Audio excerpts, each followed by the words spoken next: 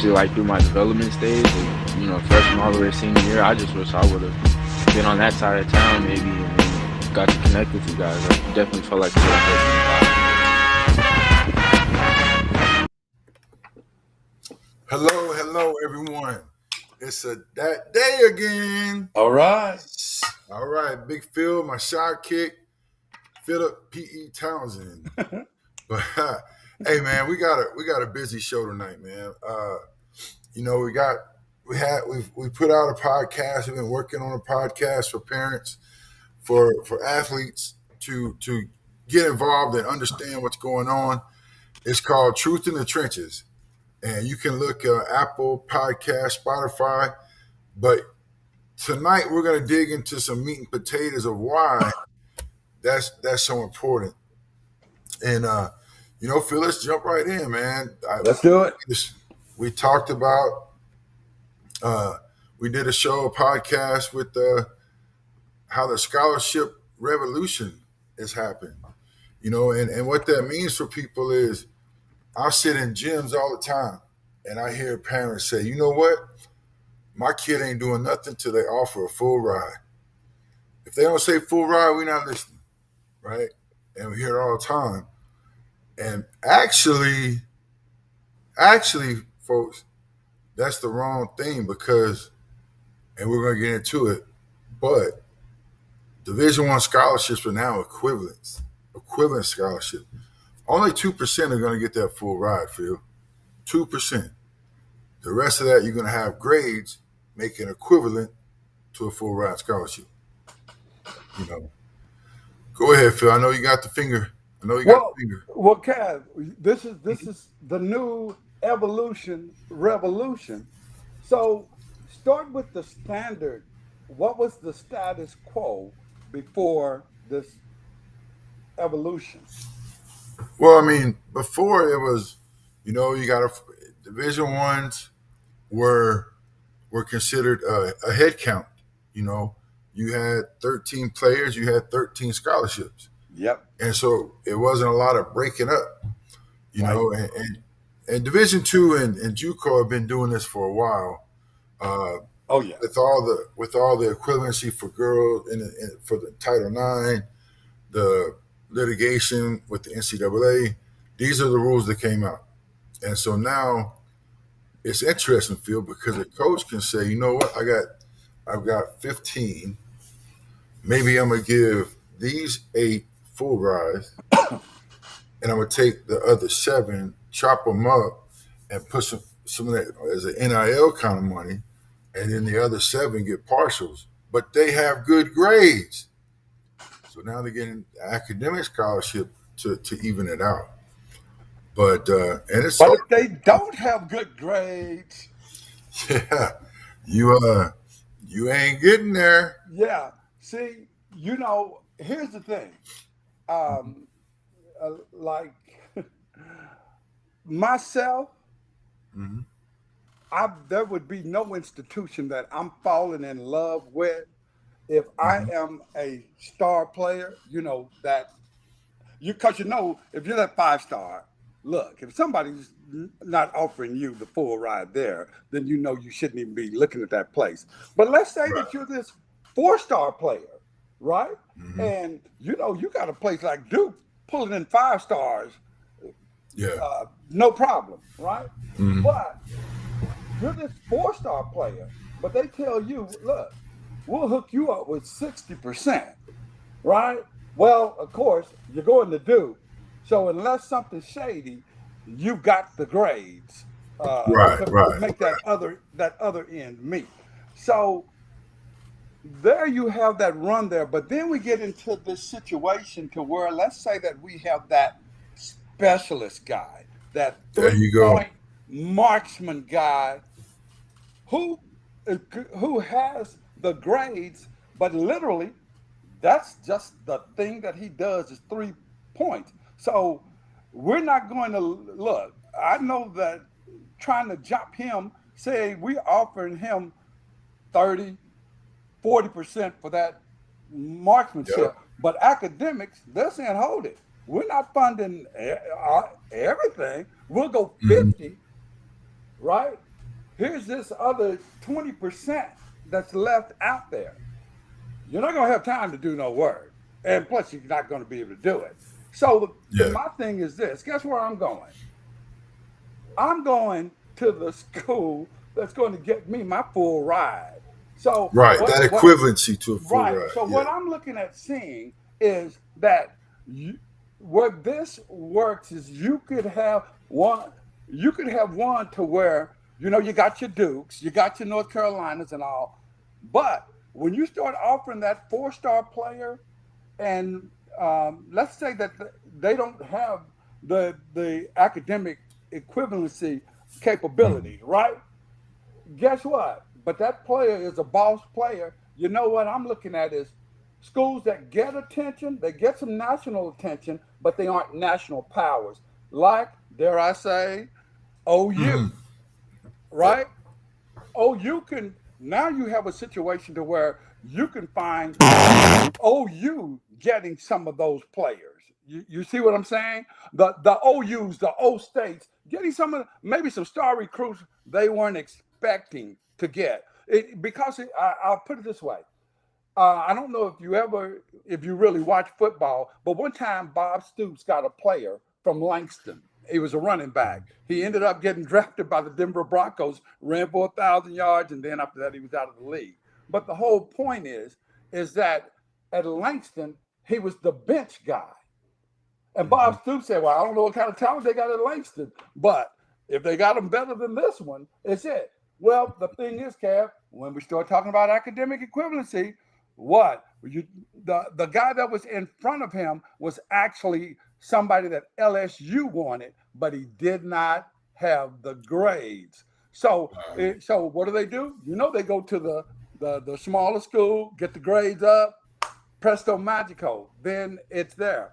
That it's like that old staging and stacking that they used to do back in the day. So my thing is that you may see a lot of those players that would be star players go to programs that they can still get some national attention, but they aren't known for being that powerhouse team.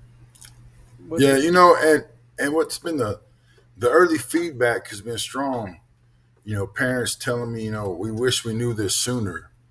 And Phil, that's why we do this, man. We're out here just to drop the truth from the trenches. That's where the name of the show came from. But really, that first episode takeaway for me, man, was that recruiting is not a straight road. It has curves, potholes, and detours. And we're just trying to lay out the map a little bit because this actually went into effect July 1st. But you don't hear anybody talking about it. You know? And some of that, I think, is colleges and universities aren't sure how they're going to deal with it. Well, that's a good point, Kev, because think about it. Again, we just talked about it. That could be a scare away situation. Because everybody's not going to be able to match that academic equivalency unless there's some slider scale stuff going on somewhere. Oh, that would happen at OU, I'm sure. Never would it happen at OU. Matter of fact, they have never, ever. Well, our goal here with this show is to strip away the myths so kids aren't chasing ghost offers or falling off of hyped up tweets. We've got coaches, former players, and parents lined up to drop some knowledge bombs. We talked about it earlier before the show. We've got two schools, one being Coastal Bend, and I'm working with Benedictine to get them either on the show or on the coach's corner, and so that's exciting because you're getting it straight from the horse's mouth, and so this episode, my friends, was sponsored by Affordable Junk Haulers. Their number is 210-323-3735, and ask for Chris and tell him the one Could you say that number again? 210-323-3735. Man, he helped me out in a pinch. A good dude. I really liked working with him. But all right. So we're going to go ahead and and move on. And this section, this we're going to talk about is our upcoming combine, and it's brought to you by the Brunch Spot. They're always serving up sunshine, and my go-to for the brunch bowl, man. I love that brunch bowl, and it doesn't have grits in it. Woo! Stay away from the grits. No, I don't know. All right, man. I'm sure the grits taste fantastic. I just have never eaten one. Yeah. Well, with this combine, there's a few spots limited, and we're stopping it at 26. And that kind of makes us different than your normal cookie cutter. Go through the motions, get as many kids as we can. We intentionally priced ours at $50 because I know that that's 66% less than what the normal one combine is coming through here. And this one's built for exposure. We're going to have things filmed. We're going to have some things measurable. But we've got myself writing for Prep Hoops. There's other guys coming down. There's Super Sports Media is going to be there. Wow. Corey and Tori are going to be there. And then Countdown Creations. So there's going to be some people there to help you with the exposure piece. And spots are limited. If you're thinking about signing up, stop thinking and go ahead and get into it, man. Somebody asked me for a script of the morning, and me and JC have been together for a long time, and I could come up with a script, and he's gonna sit back, he's gonna evaluate what's going on, and he's gonna adjust the workout to show what these kids have or what they don't have. Because we all about the truth and letting kids know. And so that's been my experience. And I was talking with Corey about that today, that I'll get more information into it. But I'm gonna get back to that. Coaches and scouts already committed to tuning in and checking out the information, the data. And bottom line is, we walk in ready, we'll walk out on somebody's radar, and that's the hope, And it comes down to what the kid puts together. We've got a lot of 28s and 29s that had a big summer, and so I'm excited to get a chance to see them and kind of dot out what we're going to do in the season this year. But I really think, man, that this is going to be a good thing. It's going to be a really good thing because it's a community thing, and I've told people that I'm more interested in the relationships, more interested in building the relationships with the athlete and the family than I am about money. And that was about truth and the pricing. The other piece was we've had a few kids reach out, saying they really want to go, and we've lined up and had sponsors and donors to say they'll go ahead and take care of that for them.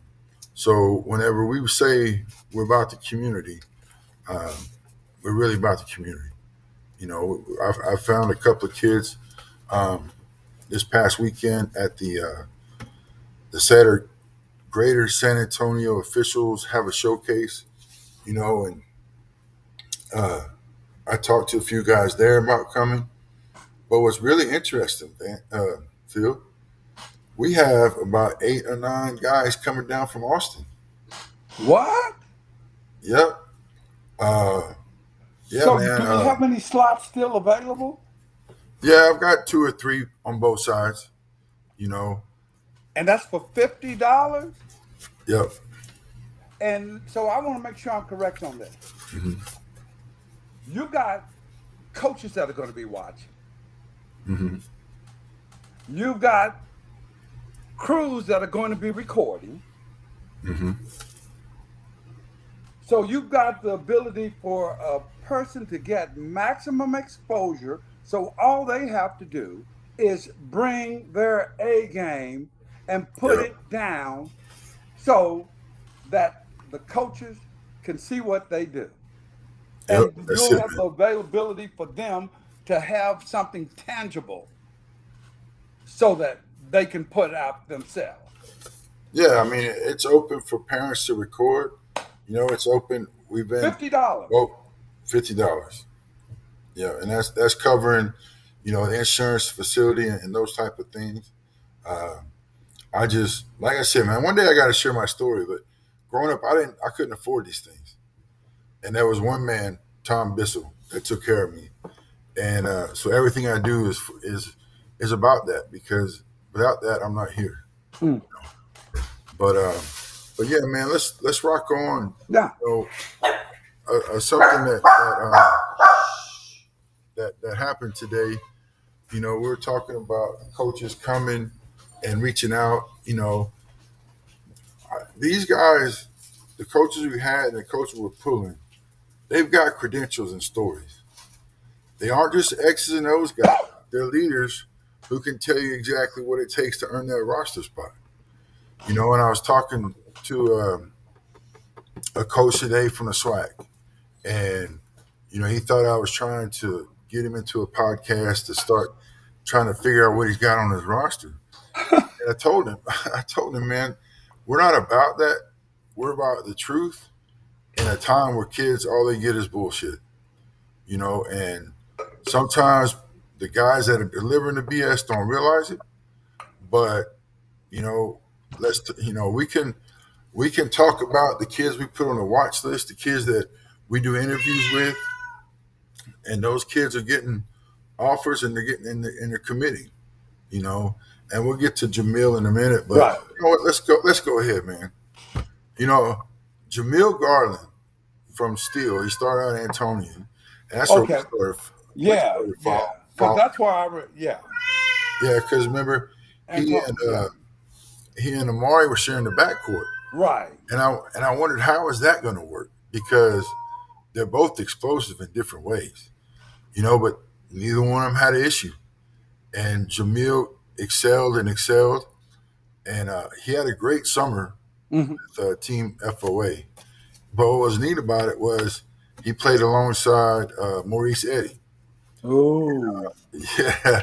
And so between those two and Devin Peterson from Warren, right, and they could put up some points.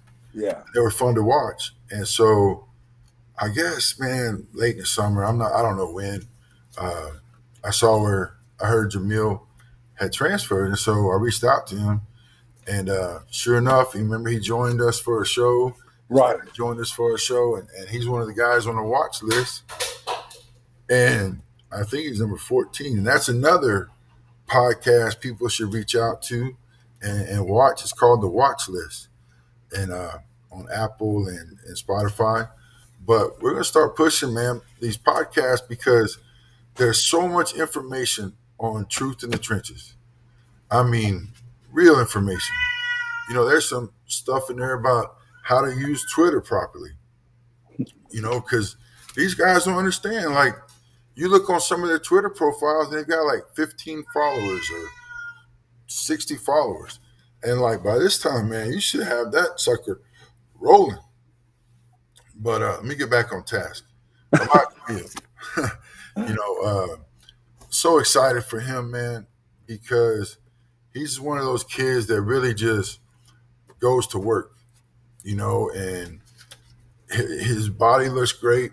He played a year of football, and I think that got him the edge of being so physical. I could be wrong. It could have been physical before. But the thing that I like about him is his leadership. And between him and Maurice and Logan Gonzalez, they've got some potent offense. I was there at the showcase, and Maurice Eddy got hot, and man, the whole team was feeding Maurice. He went 5 for 6 at 3-pointers in one quarter. Yeah, a 17-point quarter, man. Wow. And none of the shots were forced.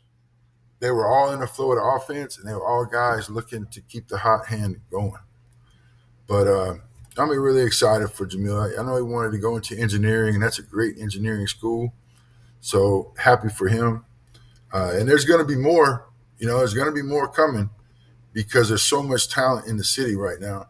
But Phil, that's another point guard that has come off the list. Right.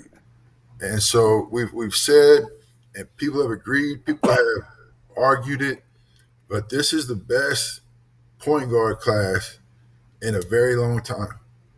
It's really a good point guard class. I mean, you've still got Joan, gosh, dog, I forget his name, Ian Joshua. Yes. Johnson. You got Jaden Jones at Clark. Man, my mind is going blank at the worst time. But we'll get back to that another time. But I just want to demonstrate, about the watch list. Last year, every guy that we interviewed, before was the watch list, but that was the thought behind it, is playing in college somewhere, except for one who decided to pursue academics and not play. And so it's great feeling to see some of these guys that we have on the watch list right now going ahead and getting committed and finishing out and going to their senior year with no pressure, just play. Right. And so, but this portion is brought by the Antler. That's the spring branch spot that keeps us fueled on the road. Every time I leave San Antonio to go on the road, I go up 281 to 46 and stop by there. I love the fried corn on the cob, and Yeah. I like their chicken fried steak. Get the catfish. Oh yeah, you're talking about the catfish. But these guys on the watch list, man, they're not just box scores. They got tools that translate when the game speeds up. And I think, one of those things is that elite defense, and a pro-ready mid-range, because everybody's doing the three-point line. Right. But you start seeing now the NBA, the pros are going back to a piece of the mid-range game. Yeah, that's something that just kind of happened with the pro game. This year you saw Isaiah Thomas talking about, you see where some of that is coming back.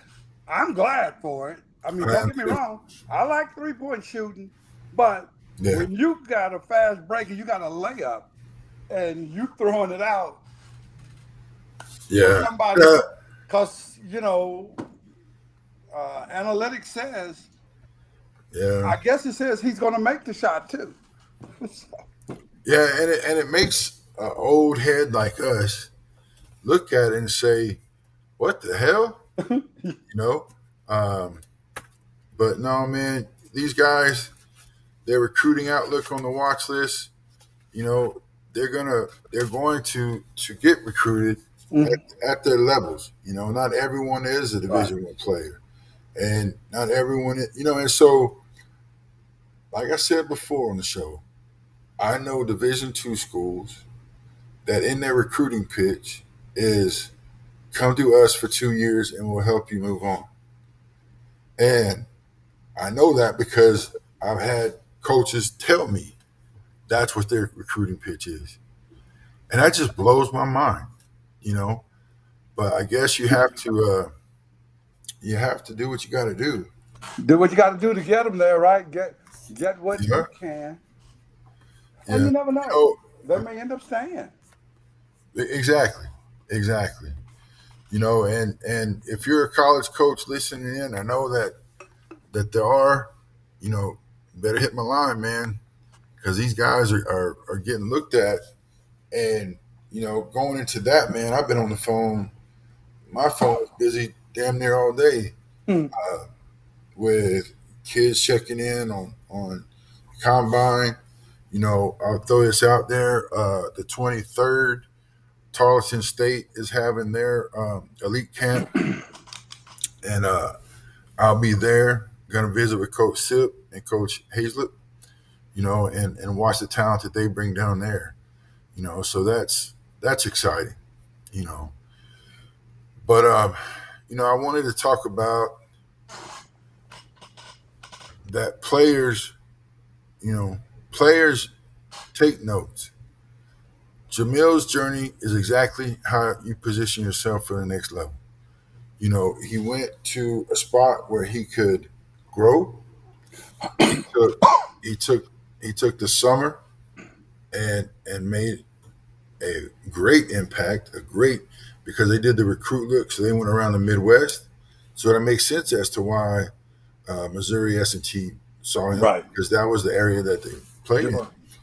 But take notes, man, because he's worked his tail off. He stayed positive. He stayed in the weight room, and that's something that I think guys miss out on, is that weight room. But we're gonna start winding it down with our last spot, and the Brunch Spot, the Antler,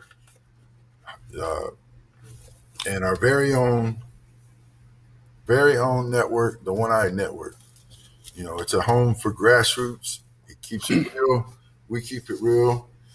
It's easy to double tap a post, but it's harder to show up and support in person. So let's do the harder thing. Let's get out. Let's watch these guys, and see what's going on. We've got things going on around the city. Alamo City Sportsplex is doing things. We've got a couple of high schools doing open runs. And I like that, man, because it's not about charging for everything. And these the open runs I'm talking about, they just show up and hoop. And so that's good. And I'm glad to see more of that happening. But hey, we've got new content dropping all month. Watchlist episodes, Coach's Corner, and Combine footage. If you the next big move for the One Eye Network, we're locking in more coverage outside our region, but still keeping our home base in San Antonio and the surrounding areas. Yes, sir. That's always been our spot. But so this weekend, let's see what we have coming up. We have the Combine on the 23rd, and then we have the Combine this weekend, and Coastal Bend should be in town. We have the Elite Camp in Tarleton the next weekend, and then we'll fill up something basketball wise. That's for a fact. So for me and Phil, and we appreciate Affordable Haulers, Brunch Spot, the Antler, for everybody riding with us. Like I always say, it ain't for everybody. It ain't for everybody. All right, let's roll out.